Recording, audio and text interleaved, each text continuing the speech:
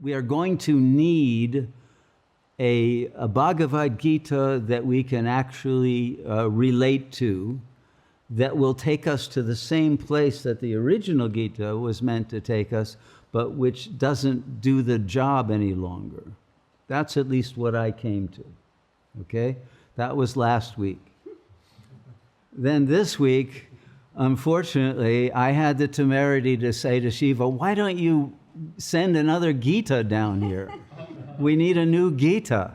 And then the whole day, Tuesday, I was in a frenzy and taken over. I felt like Arjuna, Krishna's in the cranium now. And anyway, a new Gita got written in Tuesday and finished on Wednesday. I have no idea if this is any good or what's its reason for being other than my own fantasy. But the book now exists, okay, and at least a manuscript does. So I brought it tonight, and today I wrote an introduction to it just to contextualize. I called it, this is my title, not Shiva's, but A Bhagavad Gita for the Final Days, to go along with our Tao of the final days. So I've actually given you some of the context of what I wrote in the introduction, so it may be a bit redundant, but I'll start with a preface that got written right after the text came. While studying various translations of the Bhagavad Gita, none of which felt accurate or satisfying, a powerful force took over and began writing a new version of the Song of God to serve the souls of this historic moment who need a different level of truth to penetrate their ego defenses and liberate their minds and hearts into the rapturous light of infinite consciousness. Speaking of which, I think a lot of people thought the rapture was coming a few days ago, and maybe in a disappointed state, but this may help them, find hope again. In any case, seekers of the real who are not bound to old traditions or fixed ideologies may find this short text carries a potency that can break open an ego shell and enable the soul to ascend. Since we are close to the arrival of the awesome moment of the eschaton, the lightning bolt from the mind of God must hit one soon. The words that follow may serve to complete the circuit of cyclical illumination and release. May the will to freedom strike. Om Shanti. Okay, that's the preface. So I suppose I'll read the introduction tonight that I wrote to, in a way, be a kind of glossary for the vocabulary that is included in this version of the Gita that wasn't in the original, because the original was a presentation within a mythical vocabulary or set of signifiers, whereas this one is speaking directly to one's conscious mind as referring to you personally, not to someone else on a battlefield. Okay, the introduction.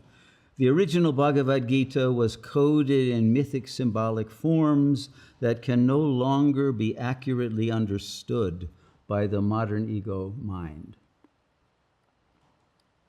Our intellects have lost the ability to recognize when we are being directly addressed by the infinite fundamental mind, or to apprehend what are the orders that are being transmitted.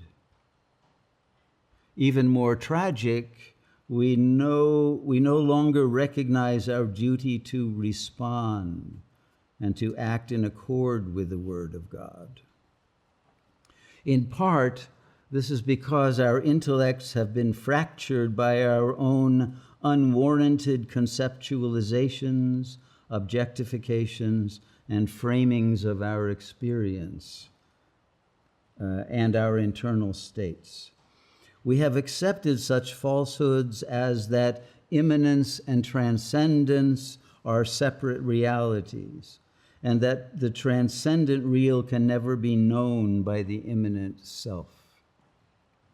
The truth of non-duality has likewise been reduced to a debatable concept, rather than arising as the total all-pervading presence from which the ego hides and which it veils in order to continue its charade of fictional existence. The word veil derives from the same root as the word will. Veil in Latin is velare and will is volare. The will to veil and the will to know are the underlying opponents in the war that the Gita depicts as taking place in the field, Kuru Kshetra, the plane of manifest consciousness, between the Pandavas, the Pandevas, those who want to serve the gods, and the Kauravas, the core Ravanas, I would say, the embodiments of the desires of the ego for domination and jouissance. Everything taught in the Gita concerns the will. It is the story of our own conflicted will, not that of another. So you have to read this or hear it as your story if it's going to have the effect that it's meant to have.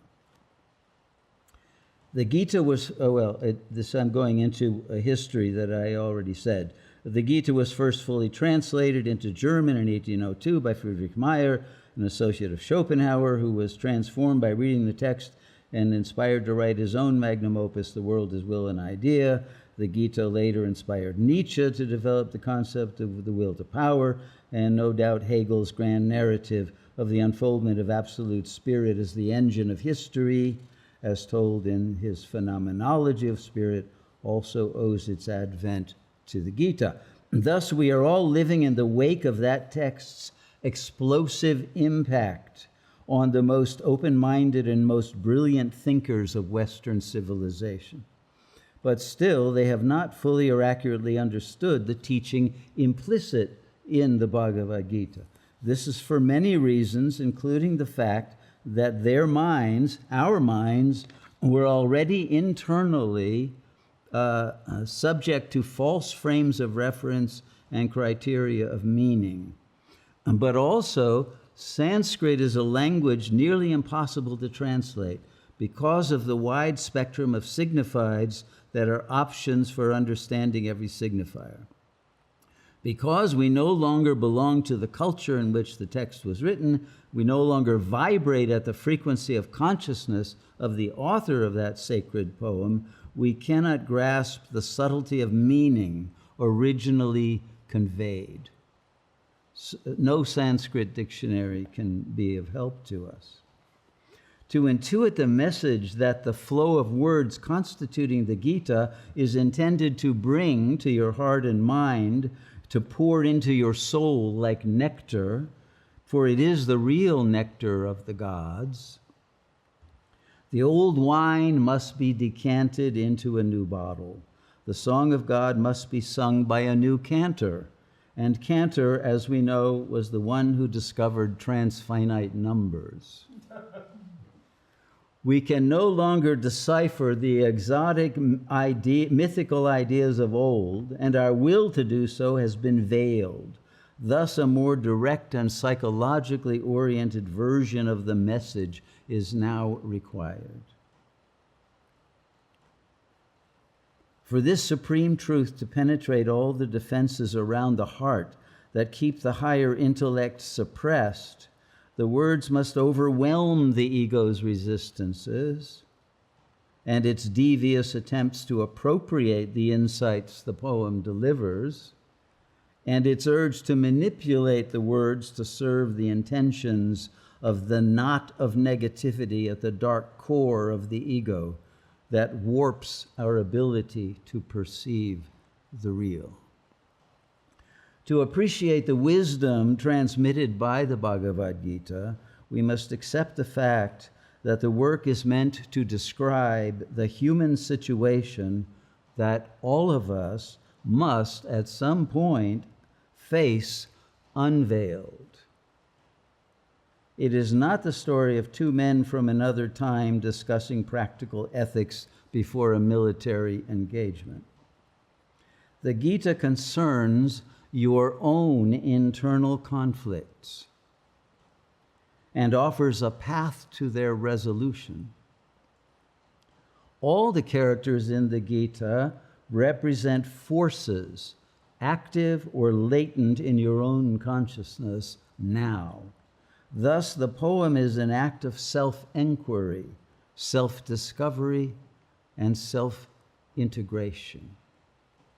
The teaching transmitted by this song of God reveals that all of us inhabit and derive our being from a single infinite intelligence. Let us call that the absolute self. This infinite, inconceivable presence emanates a spectrum of wavelengths that constitute possible levels of attunement, each bandwidth transmitting a different degree of intelligence, wisdom, love, creativity, and freedom. At the lowest levels of this spectrum of potency, the ego mind is assembled. At these most dense vibrational wavelengths, consciousness is dominated by darkness, ignorance, delusion, chaos, incoherence, rigidity, anxiety, and terror of the real. That terror leads to the veiling. This then results in denial, compensatory hubris, arrogance, hostile dependency on the other, mimetic rivalry, and refusal to love. There is no longer access to the higher vibrational potentials of consciousness. It is this sad human condition at the end of time that the Absolute Self offers to transform. That is the purpose of the highest teachings delivered by enlightened sages into books that can reach even those egos in nihilistic self-sabotage of their own salvation. To properly understand the teaching, however, it must be clear that our consciousness as a whole, or a holon, is actually always operating at every wavelength simultaneously.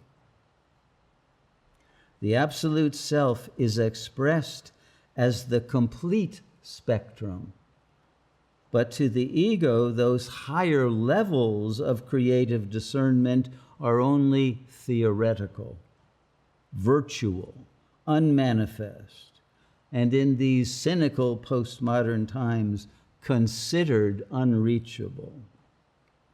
Instead of striving for truth, the ego today ingests and is increasingly genetically modified by the massive amounts of disinformation and deception that flood the field. You all still with me at this point? Yeah? Okay.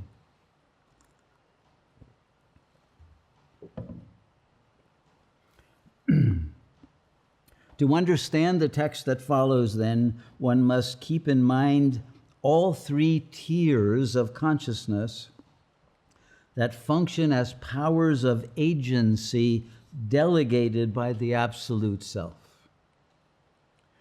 The ego has almost no true agency, since it is a fixed program based on disinformation that cannot perceive its own delusional nature.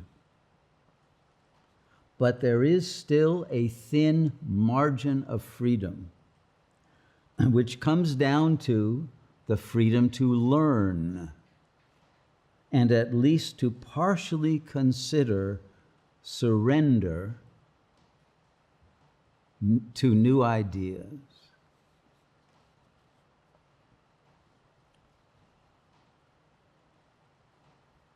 The soul functions in the middle band of the spectrum. At the uppermost levels of those bandwidths, the fundamental mind emerges into consciousness. What is called here the fundamental mind was known to ancient Greek philosophers as the nous, the mind of God or of the One, and referred to by the Tibetan sages of the ancient Bon tradition as the mind nature, and was later called by Buddhists the Buddha mind or Buddha nature, and denoted in ancient China as the Tao. And the first emanation from the Absolute we call here the fundamental mind. Christian theologians tend to designate the Absolute as the Godhead or the Mysterium Tremendum. Here it will also, in some contexts, be named the inconceivable, or simply the Absolute Self. In the face of that ultimate real, the fundamental mind itself can only abide in silence. Yet, the silence of God is pregnant with wisdom. And it is wisdom that does all the work. So, the fundamental mind wisely births the soul in the form of the axiomatic mind, the level of consciousness that groks the axioms, the archetypes, the essences, and the principles through which reality is created, sustained, and determined. This is what Spinoza called natura naturans. Schopenhauer inflected this understanding as the union of will and idea. In India, it was known as the union of Shiva and Shakti. This level of consciousness unfolds as universe and universality. The medieval Christian theologian Nicholas of Cusa called this stage of emanation complicatio.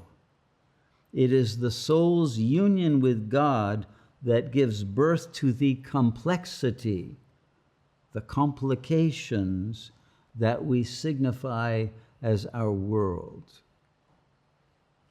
At the next level down, the soul births the ego and gives it the power of reason. This is herein referred to as the level of the mind of problematics.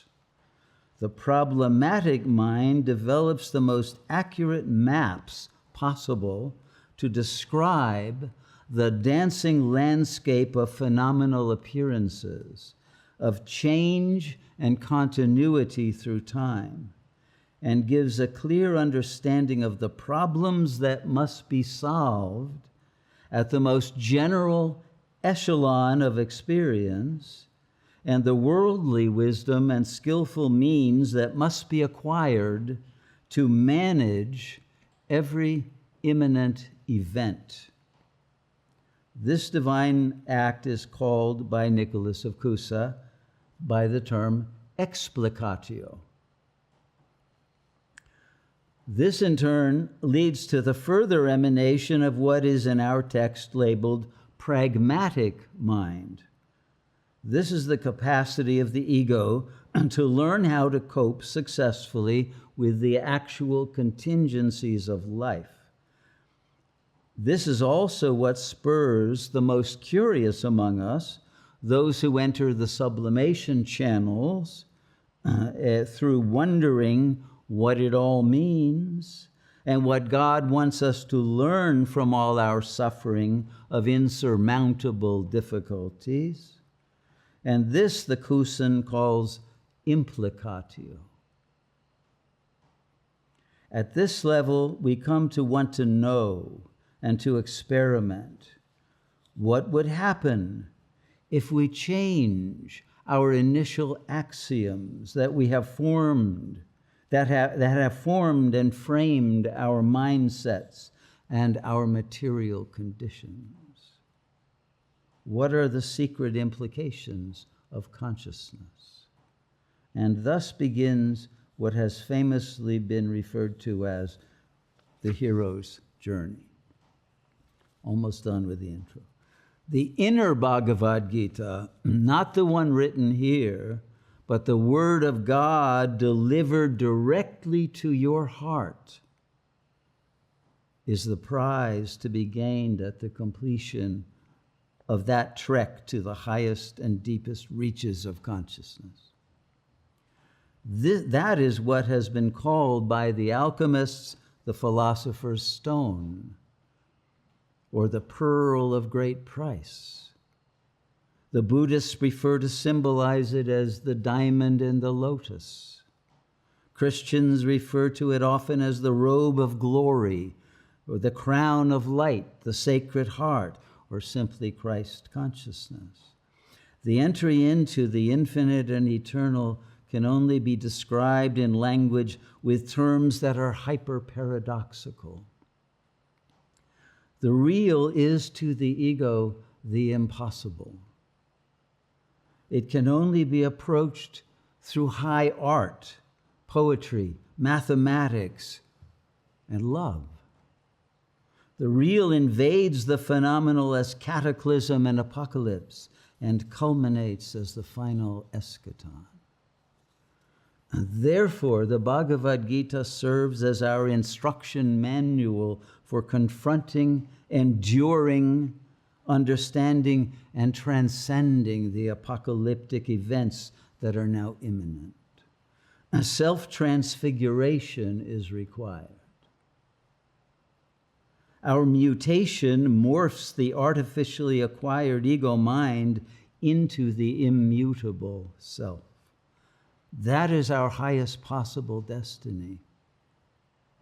And it is offered to us now if we receive the grace of the will to surrender to the inconceivable.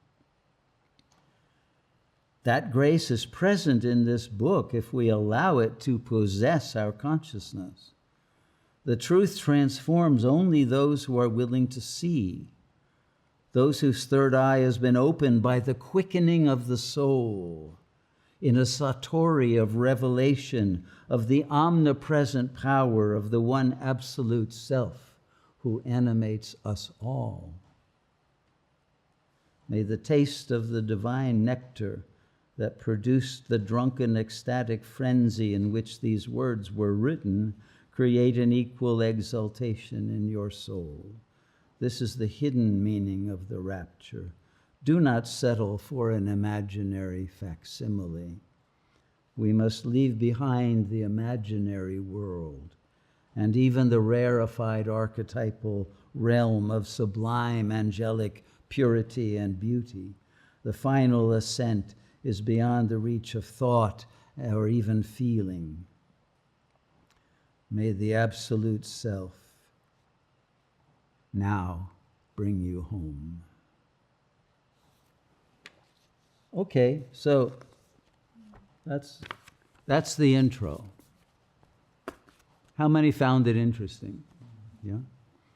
Perhaps I should stop there and open the floor, or I can read the invocation or chapter 1, or what would you prefer? Do you want to come up and ask anything about what I have just read to you? How many would like to do that?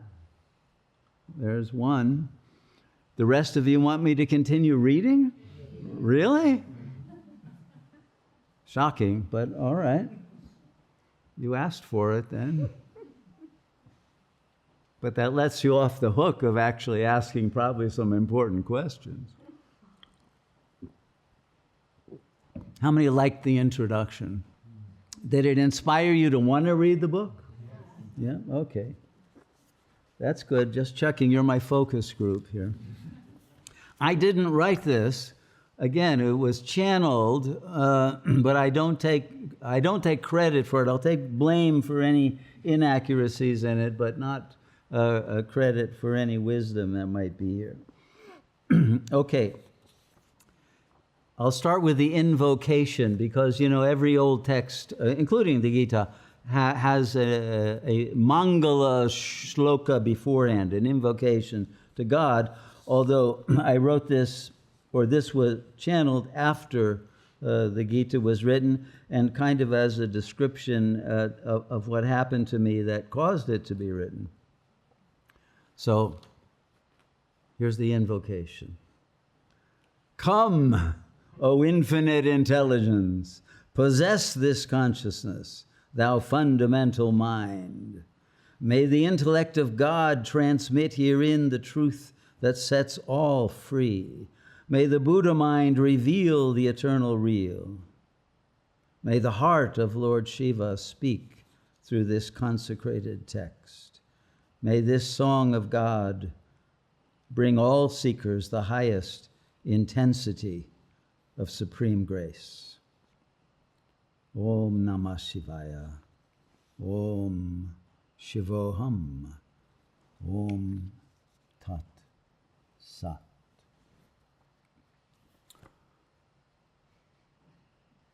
I shall begin. Chapter 1. The ego in despair. It's kind of a play, so there are characters, right? And so I will try to offer a reading of how those characters would, in this imagination, speak. So, the soul speaks. What is happening to my ego? Why is it anxious and depressed? Why its thoughts are incoherent? How many of you started out the day with that question? Okay, I'm glad it's a relevant text already. Fundamental mind responds. That's the unusual part. And says, your ego is overwhelmed by the pressures of living in a world that no longer makes sense. The world is on the brink of total war that the ego knows will destroy civilization and perhaps all life on earth. The character is feeling groundless, in a state of vertigo, without a moral or intellectual compass. The soul. My ego is out of control. It's oscillating in a bipolar frenzy. It cannot regulate its behavior or sustain its emotional stability. It's becoming ever more impulsive and distracted. How many can still relate? Okay, don't tell me. I don't want.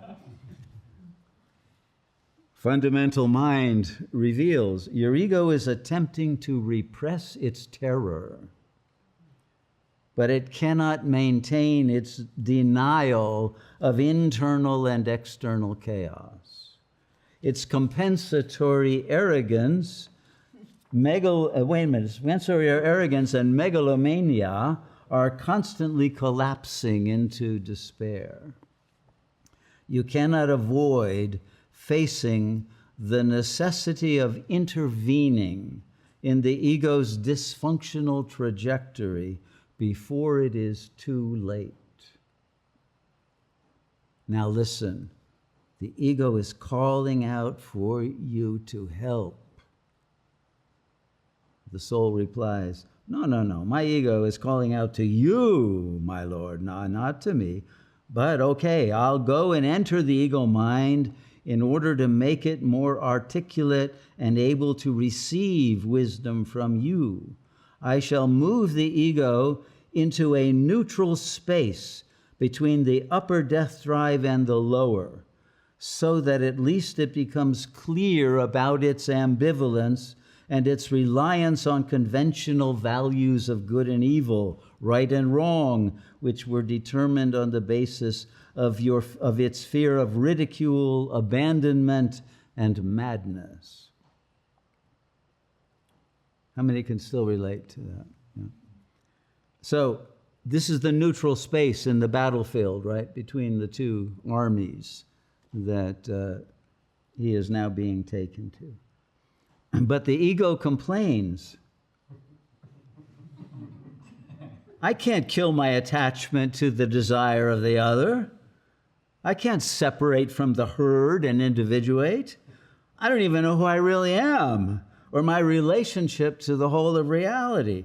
I'd be lost if I simply dropped my frame of reference. It's unimaginable. Forget it. The soul agrees. Of course you can't kill your attachments. You have no free will. You're an artificial intelligence.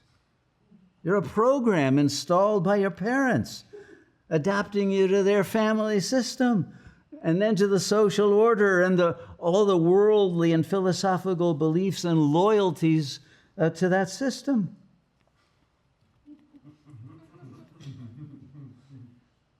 Your attitudes toward life, the world, and other people have been further fixed and rigidified by the defenses formed after suffering traumas and failures of consistent care and reliability, including your need for unconditional love by the mother and then by the whole system as a matrix. The ego argues, still, I can't let go of my identification with this operating system they indoctrinated me into. After all, I owe my existence to my parents. I must keep their voices in my mind as superego figures. How else can I honor them? Few people can relate to that. Okay.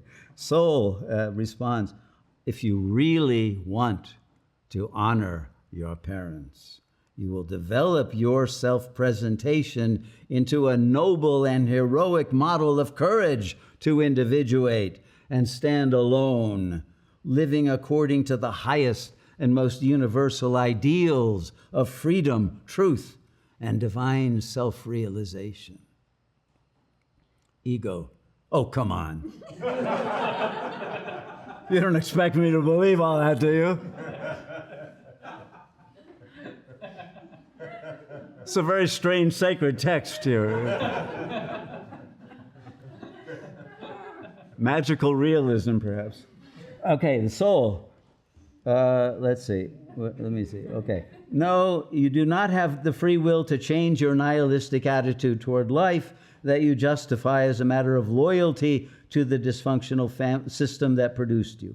That leaves me no choice but to take over control of the body and to deactivate you until I can replace you with an upgraded version of character, with greater openness to learning, humility, and capacity to attune to and carry out the will of the infinite self.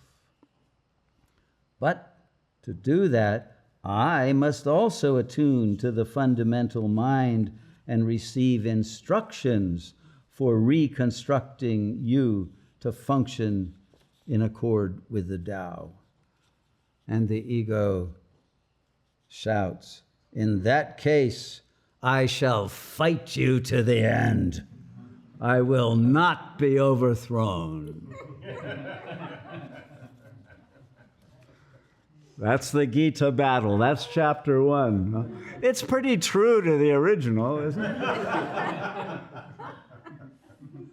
I'm just saying it in more direct language.